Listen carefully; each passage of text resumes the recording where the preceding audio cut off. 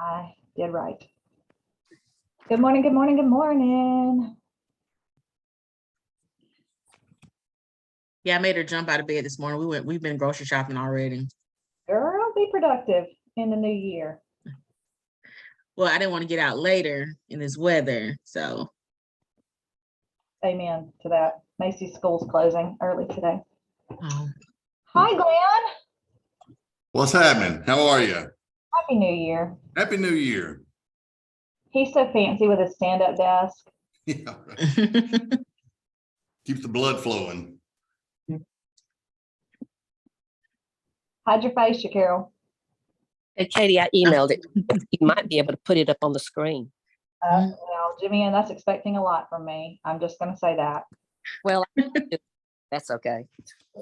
I might be able to. Let me turn off my camera real quick. Guys, I'll be right back.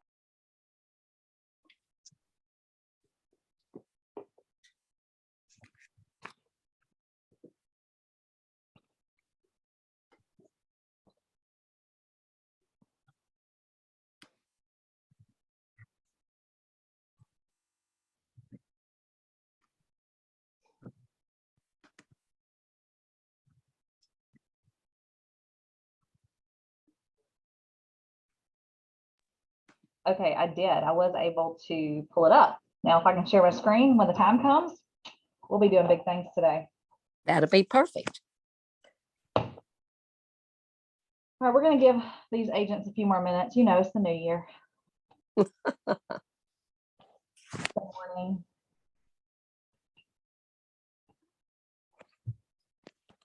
How was everybody's New Year's Eve?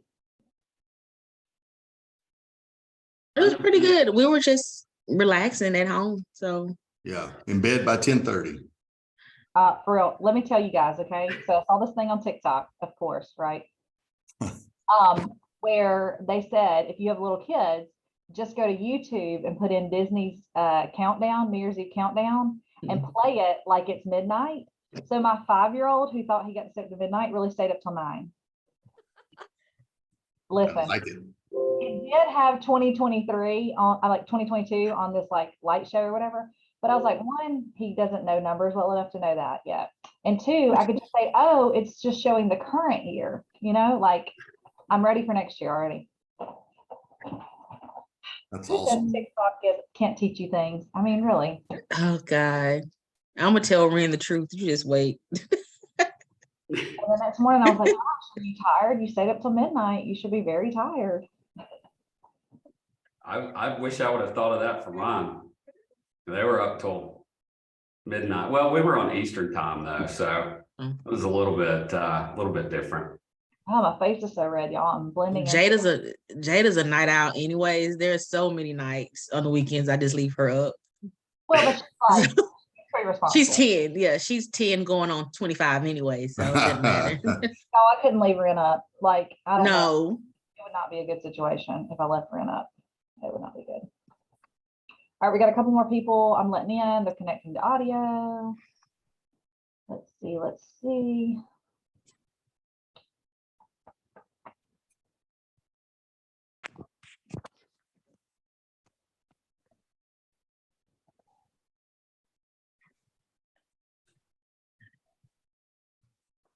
Good morning, Taisha. Good morning, everyone. I'm ready for you to bring us some New Year's wisdom, girl. Everybody just need to stay in their own lane and answer their phone when they're called and stop sending crazy contracts. Amen. That's all I got. Amen. And let the lenders do their job. Stop trying to be the lender.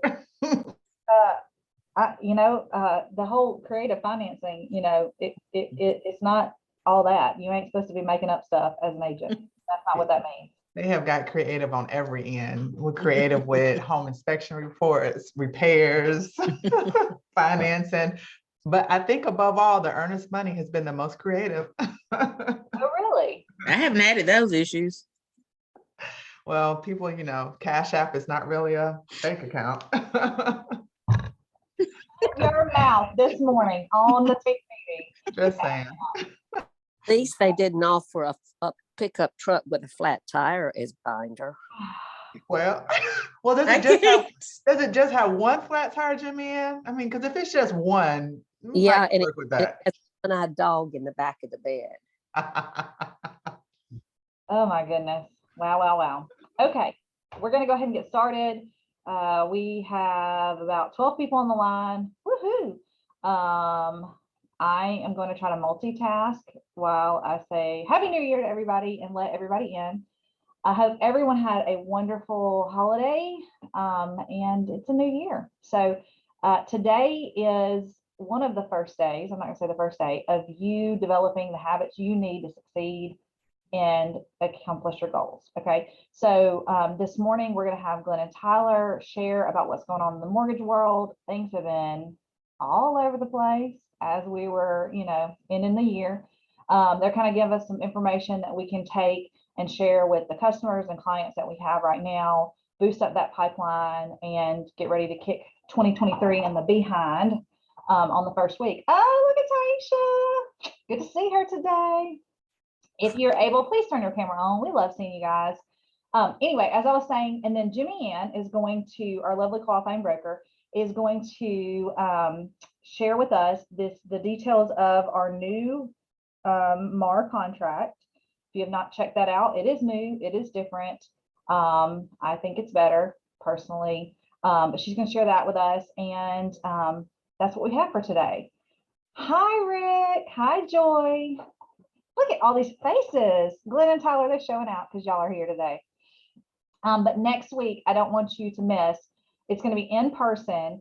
And I'm sure Glenn will share with us a little more details, but we're going to have a goal setting, business planning deal with movement. And if you've been at any of their classes, it's great content. I think everybody has had something to apply after one of the classes. So be sure to join us next week in person if you're able to. If not, we're going to do the Zoom version, but it's just not going to be that great.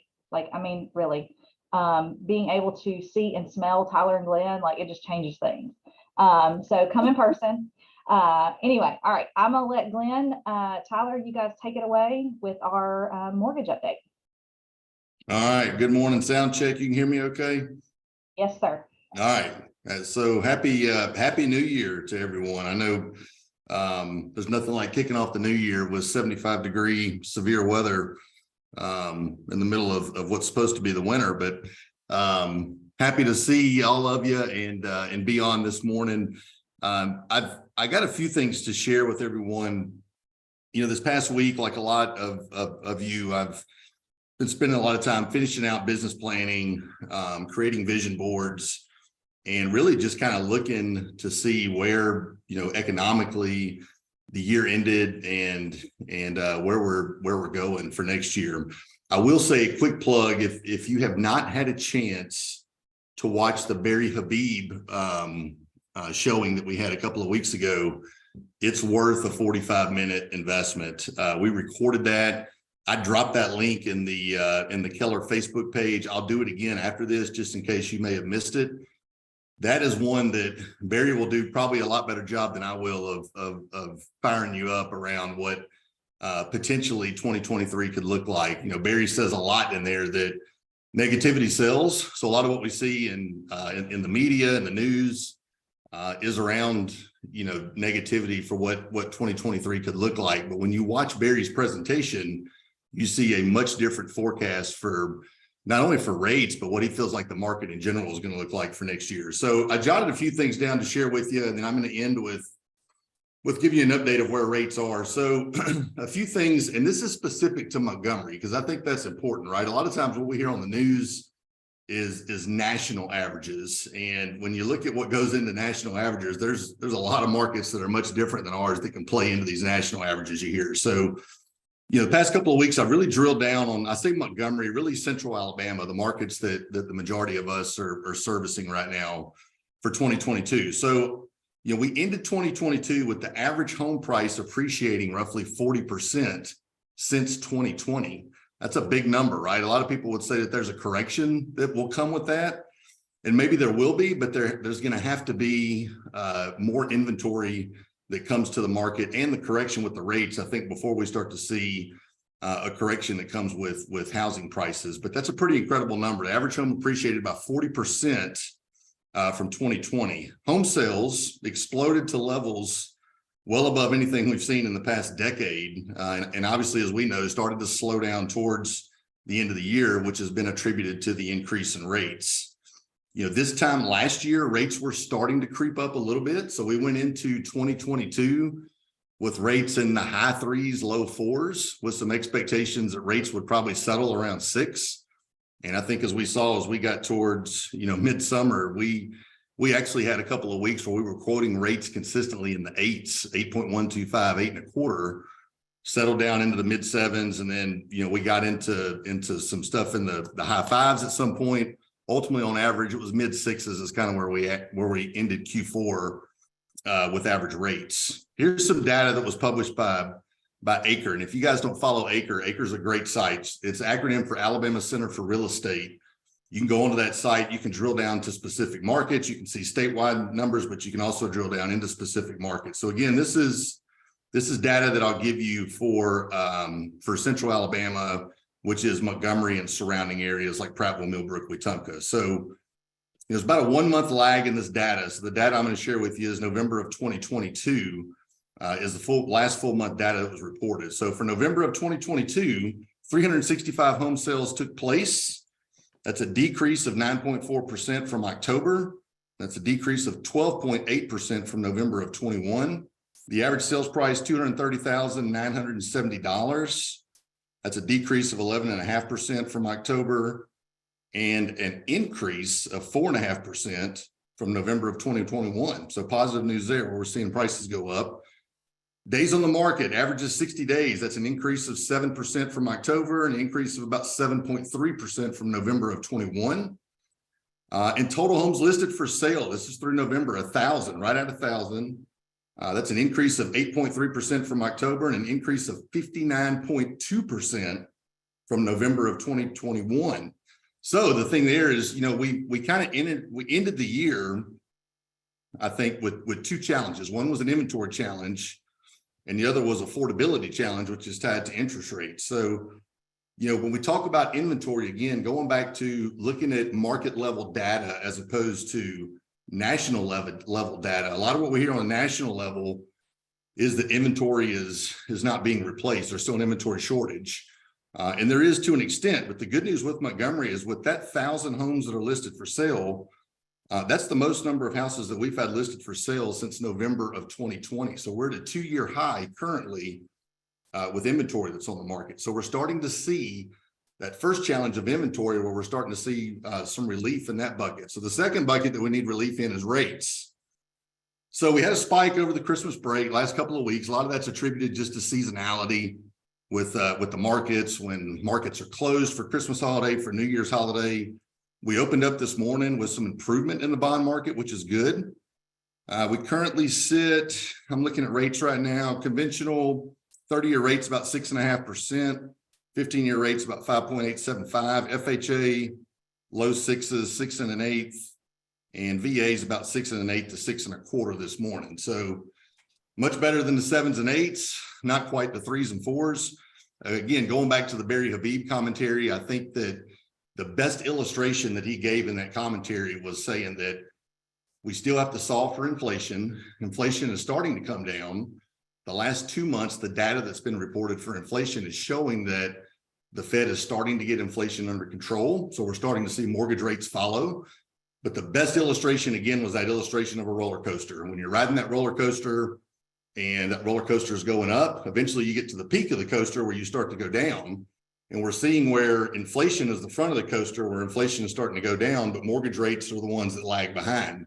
So when you watch that recording from Barry Habib, his expectation was February timeframe, we should see the back of that roller coaster catch up on that downhill slide. So we've got a few important dates, I think, coming up that are really going to show if we are seeing the interest rates follow the downside of that coaster. This Friday, we have job reports that come out. So the job reports are a part of inflationary data measures and will tell us if we're continuing to see inflation come under control. And then Thursday, January 12th, so not this Thursday, but next Thursday is the big one. That's the core CPI number. That number is the one that the past 2 months, when it's been reported, The reporting has been better than the forecast, and that's where we've seen some of these quick, sharp decreases in rates over the past couple of months that we've had. So if we continue to see a drop in that core CPI number, chances are we're going to see mortgage rates significantly drop, like we have the past couple of times, 1/4 to 0.5% almost overnight. And really, Barry feels like this core CPI number that's coming out is going to be the one that sets the tone for the rest of the year, puts us in a position where we see rates really start to drop in February and carry us through the spring months, end of Q1 and into Q2, into this consistent, mid fives market, maybe even low fives market, which is going to help bring a lot of those buyers out at the time when seasonally we start to see them come out, which is the spring. So I think there's good news ahead, but those are two biggies to pass along for dates. This Friday jobs report and next Thursday is the core CPI report. So Katie, that's kind of the rate update for today. The last thing you touched on it for the business planning session. We've talked about it before. Our company and KW has a lot of parallels. Gary Keller played a pretty instrumental part in our owner, Casey Crawford, starting this company. So we have followed suit with a lot of what KW does and how we run our business. And one of those is the business planning. This year, our business planning sessions was built off of The Shift, which we all know was Gary's book. There's an LO version that our teams have used to build their business plans. And we have a version for agents that we're going to bring in and we're going to share with all of you and help create those business plans and actually look at doing some vision board type stuff with everyone as well next week. So fun, exciting session. Can't wait to see all of you in person next week. It's going to be fun. Awesome. Thank you so much. Anybody have any questions about anything that Glenn said? No. What are we looking for next Friday and this Friday and next Thursday? Yeah, this Friday you should see a little bit of movement if the numbers are positive, but next Thursday is the one where if that core CPI number comes in low like it has the past couple of months, I think we're in store to see a pretty sharp overnight turn in rates, which we all are praying for. Right. And then you'll be sharing that in our Facebook group so everybody can be looking there for any new updates. So and he's Absolutely pretty much daily. What's going on. So you guys have that as a resource at your fingertips in the Facebook group. Makes it super easy. Save photo. You won't be able to share from the group because it's a private group, but if you click it and save photo, you can share out that way. Thank you guys. No one has any questions, comments, feedback? Okay, cool.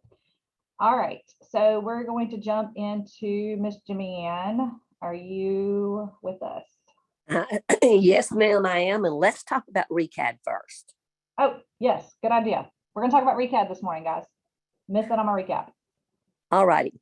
The Real Estate Commission has a license law that says every broker has to explain his company's policy on agency to the agents, and the agents have to sign an acknowledgement saying that they understand the policy. Katie, I understand that after the team meeting today, you're going to send, or someone's going to send this acknowledgement out for e-signature. Agents understand and they've received it. Is that correct? Yes, ma'am. Everybody can expect that to come from DocuSign. Okay, that is perfect. We'll have today's date on it. It has to be dated year 23. So that will make that work. Okay, our policy is written, and RECAD was first determined to be put into writing in 1976 because there was so much confusion about who works for whom, which agent represents who, where, when, how, and why. So agency was written. Also, I want you to know that there is a task force at the Real Estate Commission working on some revision on RECAD. It is nowhere near being able to be discussed yet, but that is something that is on the agenda for this year, just so you will know. Okay, in our company, we work as single agents. We work for one party at a time. We can work for the buyer as a buyer's agent or a seller as the seller's agent. We also work as limited consensual dual agents. And that's because all the listings in the company, according to license law, belong to the broker, technically, in the world of technicalities, even though they are listings that an agent brought to the company, and the agent has an agreement with the company on how he will be compensated when that listing sells. The listings still belong to the broker. And because they all belong to the broker and you all work for the same broker, if you are selling, if you have the client as an agent and you're selling a Keller Williams listing, then you're working in-house on both sides, and that becomes limited consensual dual agency. We also can work as a transaction broker, where we're given no agency representation to either the buyer or to the seller. We're just treating them as customers, so we are not their agent. Our company does not practice sub-agency. The reason we do not practice sub-agency is if we did, during the transaction with that agent from another company, he would be considered as if he were basically an agent of our company, and the broker has to assume all the responsibility for the actions of that agent during that transaction. And I don't want to do that.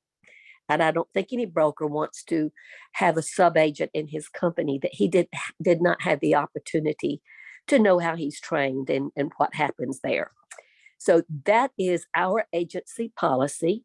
Also on the document, if you have it open or when you open it, it says that Alabama law says that no matter what, you have to give to all parties services that are honest and in good faith. You have to exercise reasonable care and skill. You have to keep confidential any information gained in confidence, unless this disclosure is required by law or is a duty to the client. The information becomes public knowledge or the disclosure is authorized in writing.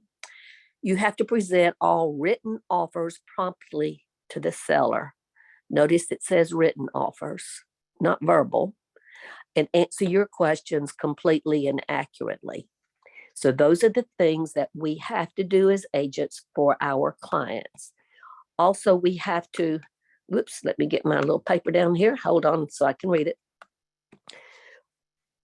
If we're working with the licensee and we're working with them as a transaction broker, we have to provide them information about properties. We have to show them properties. We have to assist in making a written offer, and we have to provide information on financing, and you are not their agent. That's it in a very quick, simple nutshell.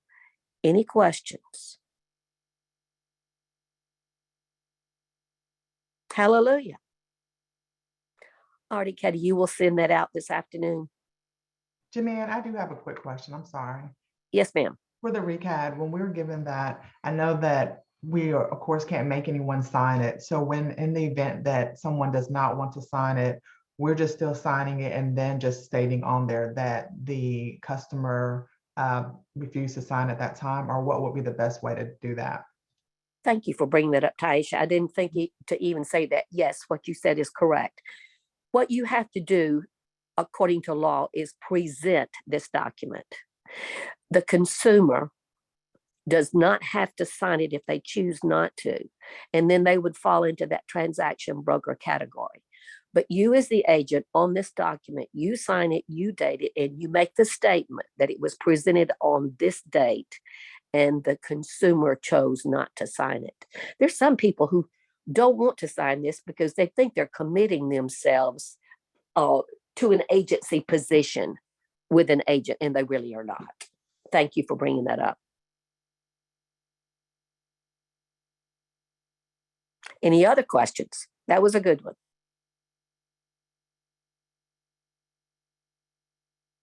Okay, Katie, where did the sound go? We hear you. I just muted myself. Oh, okay. You want me to share the new document, maybe? Yes, please. Let's see. Katie is going to share a written summary of the changes to the contract for sale and purchase from MLS. Y'all This see it? First of all, sorry, Jimmie Ann, let me cut you off. Do you see the paper? We do. Okay, cool. All right, I'm gonna mute myself now.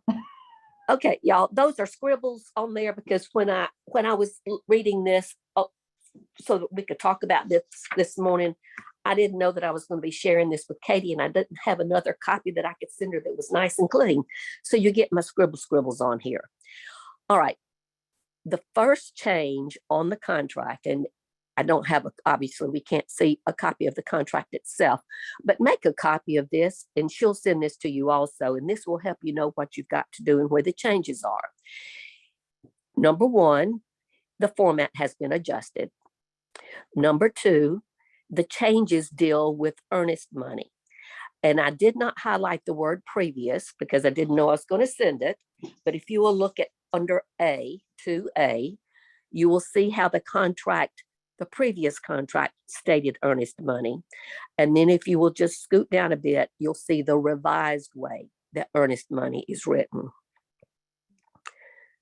The basic thing is they have added in here that the settlement agent and the closing or a closing attorney can hold the binder money. And then it goes in to explain what happens in the case of a failed contract. Attorneys and settlement agents are not governed by Alabama license law. So that was an issue with a lot of folks for not having their own escrow account. So this document explains what happens to the binder if it is in the escrow account or the trust account of a settlement agent or a closing attorney. It tells them that they have 10 calendar days. If it fails and they receive a demand, it tells them that they will not disperse anything without it in writing. It follows the Alabama license law on what a realtor has to do. It gives them the right to hire, to interplead the funds into the court and to charge for that interpleading. So should we read this? Or I probably think not, because once you read through it, it will make sense if you just know exactly where the changes are. Any questions on this section? It just clarifies what happens to the funds if it is not held by a real estate company. And that was the question. Okay, number 3, you've got exactly about the seller's contributions previously. And then the next part tells you the revised part, and the added language in there is that the buyer is to be responsible for any settlement costs, prepaids, and any other lender allowed items in excess of the seller's contribution. They just added any other lender allowed items. So that makes a difference there. They have added another item, which is owner's title insurance, which we did not have that before. So you offer that, and either the seller or the buyer pays for it. And then number 5, in the inspection period, it used to say hours, and now it says days, in order for the seller to respond in writing. And that's really all the changes to the contract. It looks different, but this is a synopsis of the changes. Questions? Hello? Everybody good on the changes? Any additional questions? I don't have any at the moment. Okay. Well, if you please call me. Yes, ma'am. I'll put Jimmie Ann's number in your in the chat. But pop quiz: does Keller Williams Montgomery take earnest money? Do we hold a trust account? No. No. I should have heard everybody hollering in their car or at the Burger King. No, we do not. If they ask you to cash out earnest money, what do we say? No. Oh, Taisha, we do not cash out Venmo, Zelle, PayPal. No, we do not. We don't take cash. We don't take IOUs, okay? It's, just make sure everybody knows that. Now, And Jimmie, may I add something? yes, please. All right.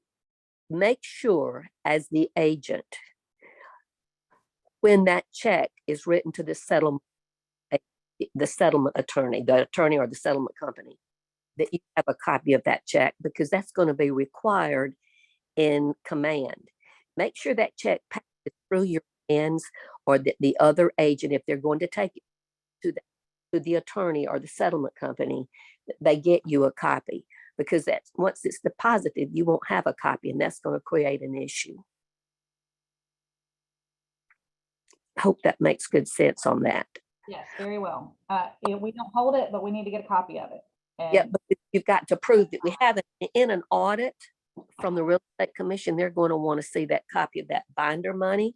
They're going to know whose hands it passed through and where it went. So that's for your protection to do that, so that you will have handled trust funds correctly. Also, I would like to add that I have been thinking, and Katie had asked me a question yesterday about my thoughts on our trust I addendum. was just going to ask that. Okay. I knew it, Taisha. That's a good thing. I believe that for our listings, we still need to use the listing trust addendum, because these are our clients and we want them to know what's going to happen when they receive an offer on their property. I believe in order to be doing a good job for our clients, we need to keep that document in place. When you're working with a buyer, the contract explains pretty well what's going to be happening to their funds.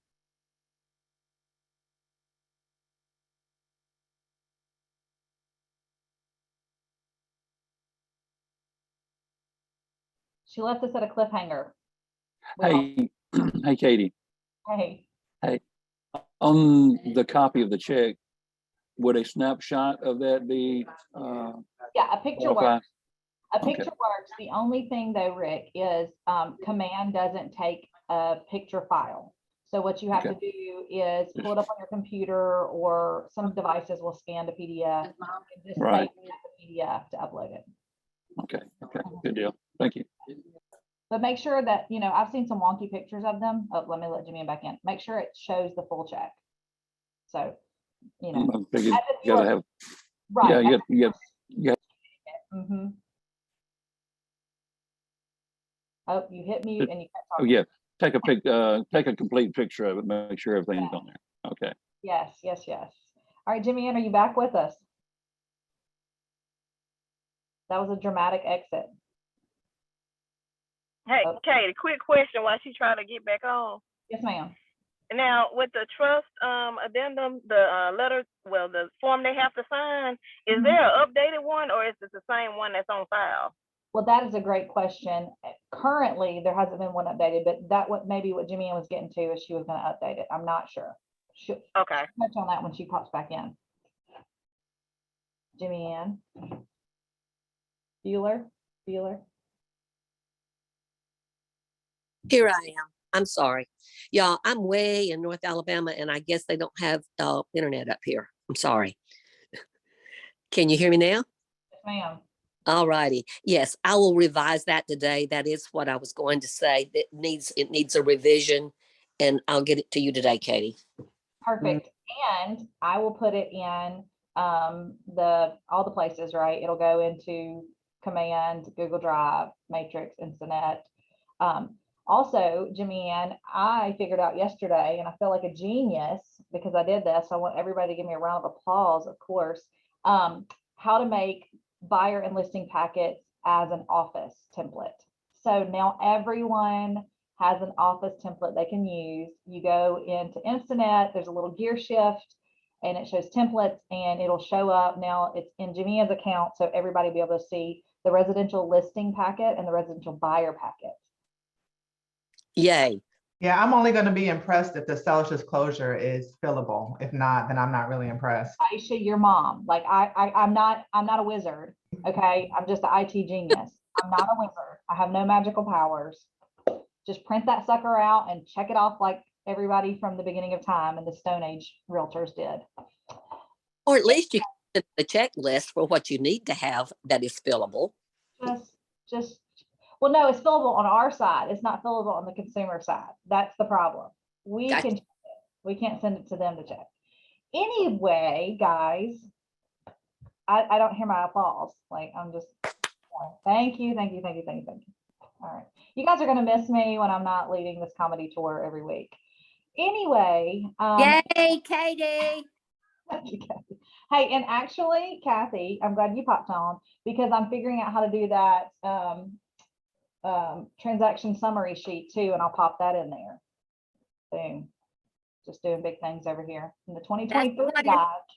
I've been on since the beginning. I just haven't said anything. No, I'm saying because you asked about that transaction summary sheet, like a sheet with everything, all the info. Yeah. For the contract. You've only asked me about that 2 years ago. Nothing Okay. like Yeah. Uh-huh. I got it Wonderful. 6 years ago. Anyway, anything else this morning? Who's ready to recite our RECAD policy for bonus points? Okay, just kidding.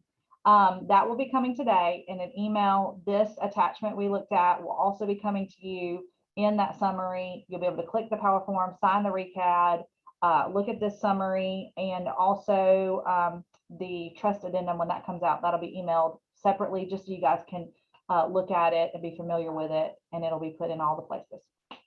Anything else this morning? Okay, I'm going to see all of your smiling faces next Tuesday, 9:30 upstairs. Our stairwell is done. It looks phenomenal. The foyer looks great. We have a sign outside. Things are happening and they are awesome here. So we're excited to see you guys next week. Hope you guys have a great week and we'll talk to you later. Bye, everybody. Bye-bye. Bye. Thanks, Jimmie Ann. Thanks, Tyler. Thanks, Lynn. Bye. Thank you, everybody.